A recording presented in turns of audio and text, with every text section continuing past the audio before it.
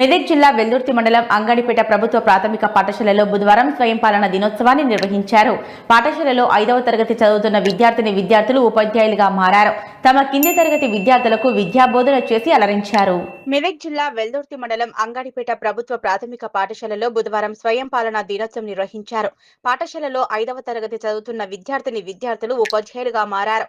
తమ కింది తరగతి విద్యార్థులకు విద్యాబోధన చేసి అలరించారు.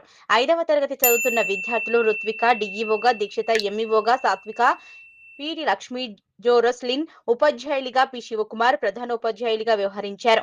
ఉపాధ్యాయ వృత్తిపై విద్యార్థులకు అవగాహన కల్పించడం కోసమే స్వయం పాలన దినోత్సవం నిర్వహించామని పాఠశాల ఉపాధ్యాయులు తెలిపారు. ఈ కార్యక్రమంలో ఉపాధ్యాయులు రమాదేవి, కేడి శైలజ, ఏఏపీసీ చైర్మన్ సుహాసిని, అంగన్వాడీ టీచర్లు తదితరులు పాల్గొన్నారు.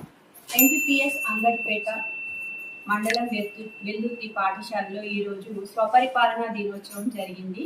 ఈ స్వపరిపాలనా దినోత్సవంలో భాగంగా ఈ రుత్విక్ డిఓ గాను మరియు ఈ దీక్షిత్ ఎంఈఓ గాను, మను హెచ్ఎం గాను మరియు సాత్విక, రోజ్లిన్, లక్కీ టీచర్లు గాను, శివకుమార్ పీటీ సార్ గాను ఇవాళ టీచర్లుగా తమ బాధ్యతలు నిర్వహించడం జరిగింది.